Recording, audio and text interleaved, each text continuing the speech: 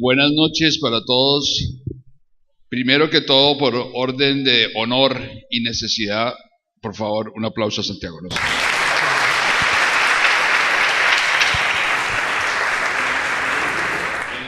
Digo que un aplauso a Santiago Loza, primero porque para el festival es muy importante, creo que por primera vez en el país, en Colombia, hablando de grandes festivales, y este creo que lo tiene, y Neiva se ha convertido tal vez en un punto de referencia obligatorio para nosotros los cinéfilos, poder ver la obra de Santiago Loza completa. Obviamente faltan los cortos, pero creo que podríamos decir perfectamente que en un 98% está la obra de Santiago Loza y está presente su director, de manera que eso para el festival y para mí, para nosotros, incluyéndolos ustedes, es muy importante.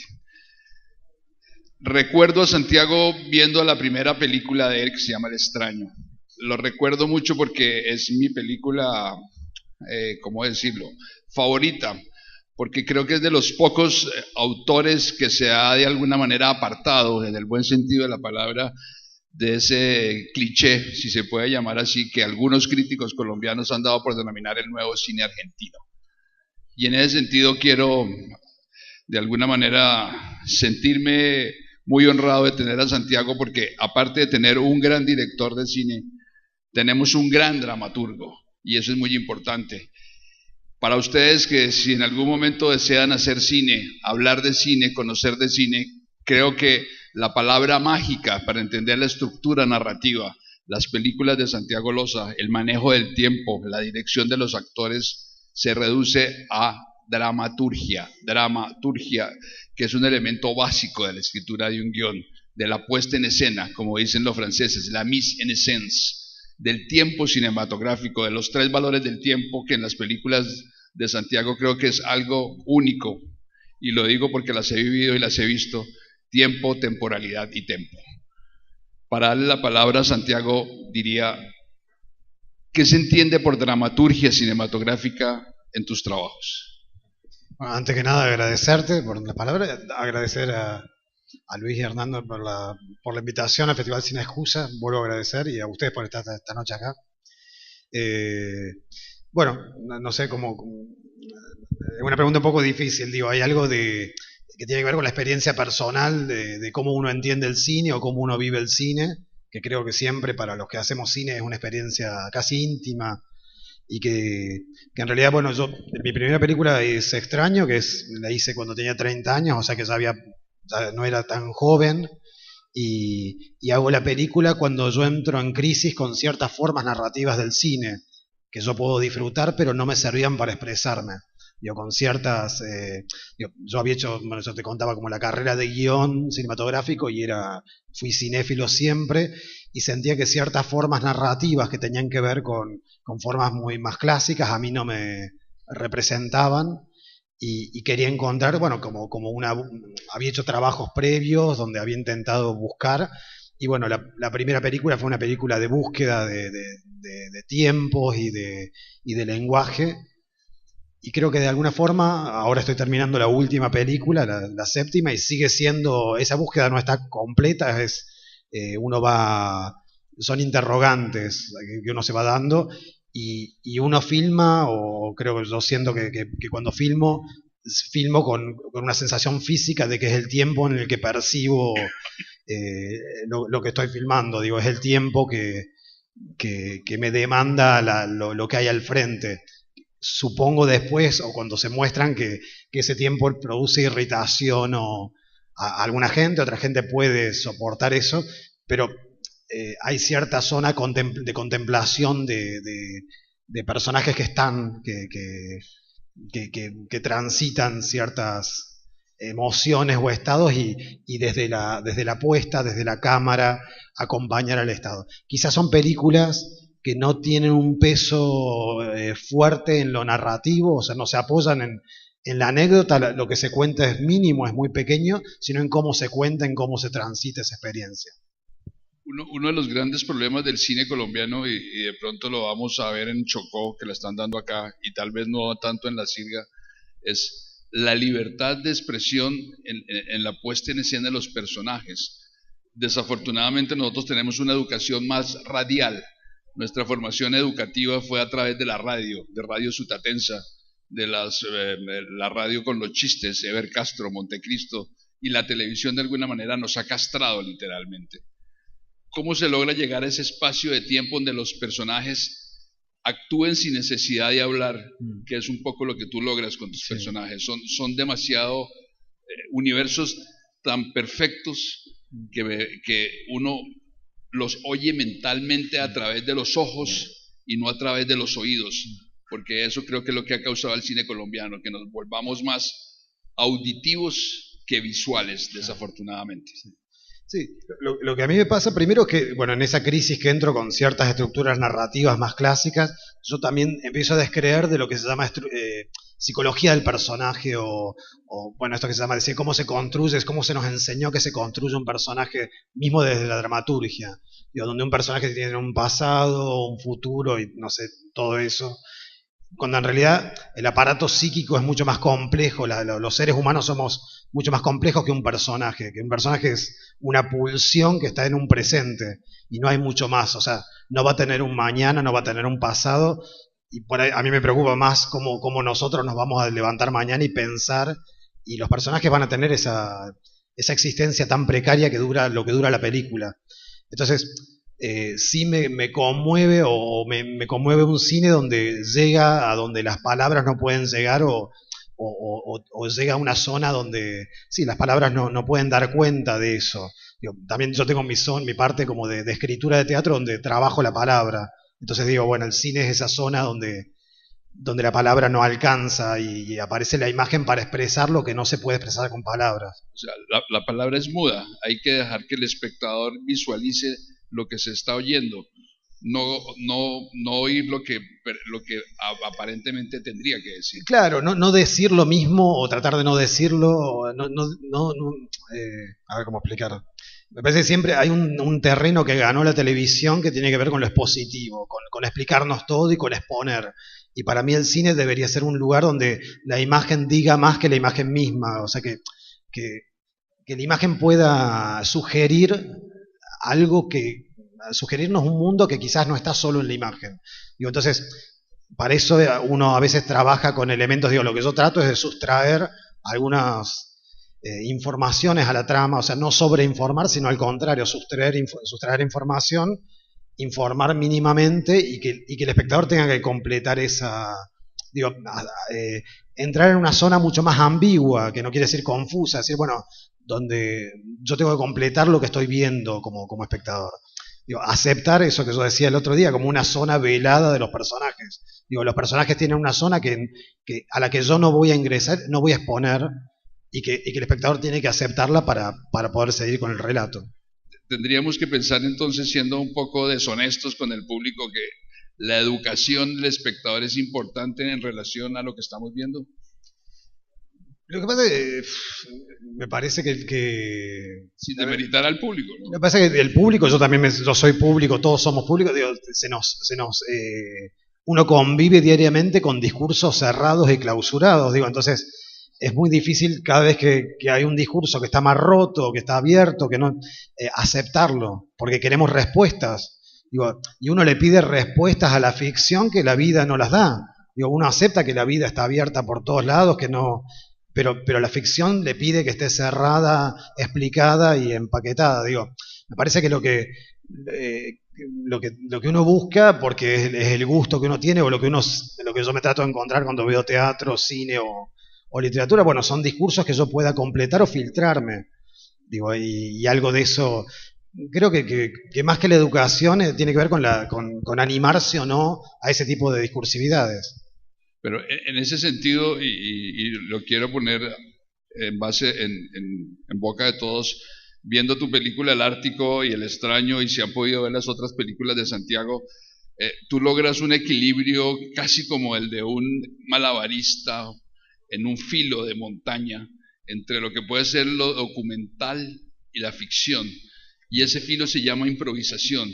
Es más, me atrevería a decir que la ficción en tus películas se convierte en una especie de zona negra en la cual no existe, sino existe en la imaginación de la capacidad educativa que tenga el espectador. Y allí es donde creo que tus películas llegan más que al interior llegan a un mundo que ni siquiera somos capaces de imaginar, o por lo menos eso percibo, y me encantaría que ustedes lo vieran también cuando vean las películas de Santiago.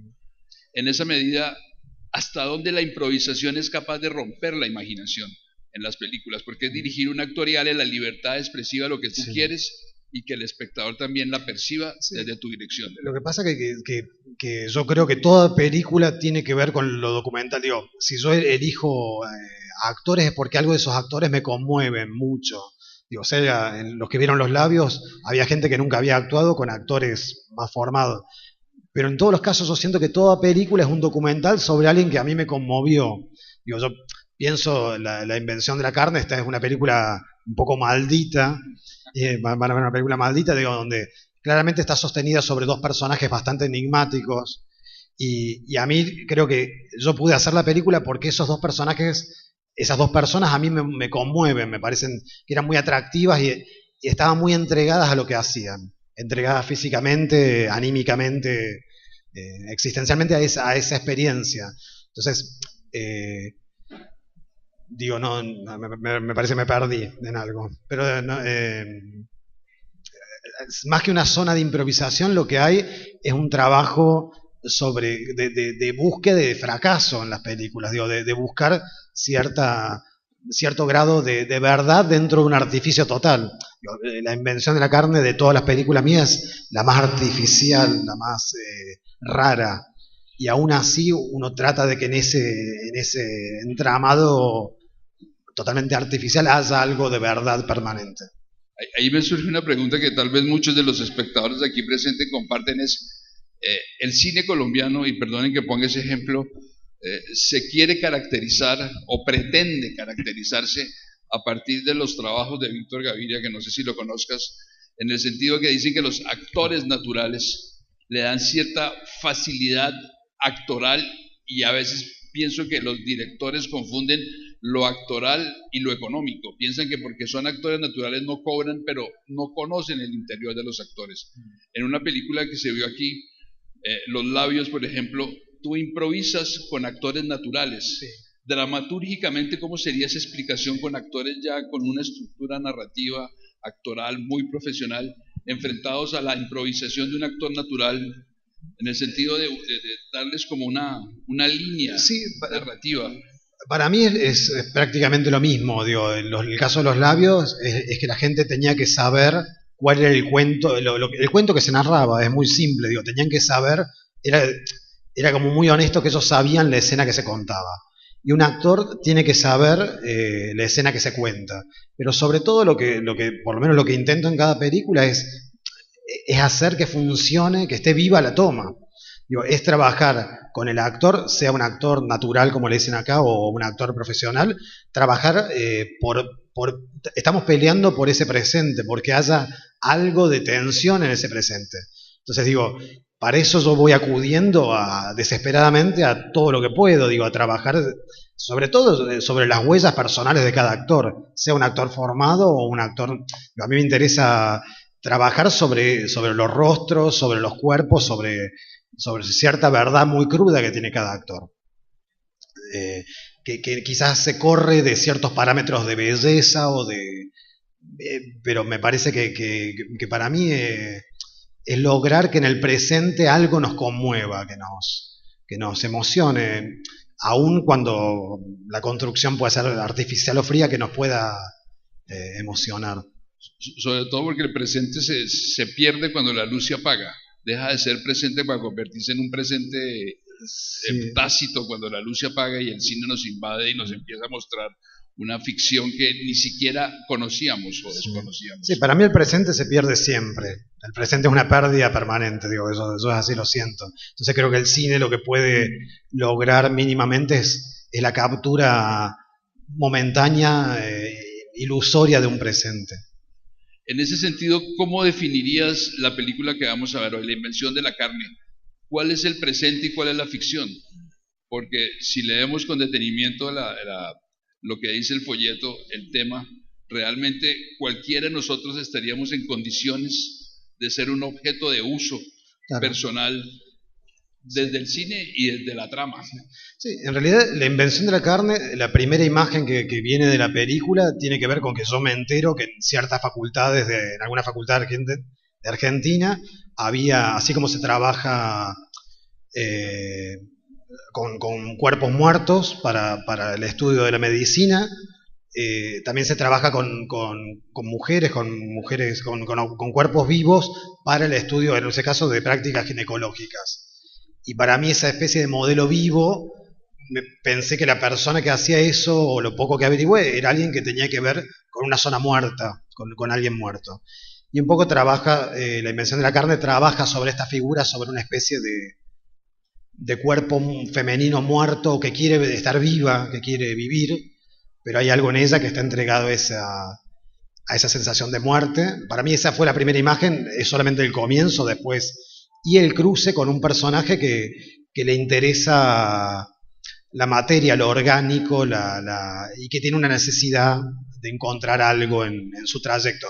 Para mí es una película que se corre de todo tipo de realismo, naturalismo, digo, no habla de una realidad social como puede ser en Los Labios, sino estos dos personajes son casi como abstracciones en un punto, o es un viaje un poco onírico o sensorial. Creo que es una película que si se la trata de entender desde una lógica social, no van a perder porque es un disparate. Me parece que tiene como un dramatismo, una melancolía que pasa por otra zona, por una zona, digo, no por ese tipo de lógica. Si quisiéramos preguntar dónde está el referente o qué película hubiera podido tener de punto de partida o de referencia o de parecido, ¿existiría? Me parece que yo me di cuenta de referentes de la invención de la carne a posteriori de la película. Digo, para mí tiene que ver con cierto cine de Fassbinder o cierto cine, digo, por el tipo de actuaciones, porque tiene algo de melodrama excesivo que de tan melodramático pasa a otra zona. Yo venía a hacer unas películas muy contenidas que eran Extraño, Cuatro Mujeres, Mismo Ártico, y acá me parecía que era una película que tenía ganas de hacer una película que fuese extremadamente dramática, tan dramática que casi el dolor de tan dolorosa no se pudiera sentir el dolor. Entonces digo, me parece que pienso eso como un director, y a la vez digo, son películas que uno trata de que, creo que los referentes son, uno está contaminado de mucho cine que ve, de literatura que lee, y de la vida, y trata de hacer películas que se contradigan. Es una película, la invención, muy diferente a todas las otras que hice.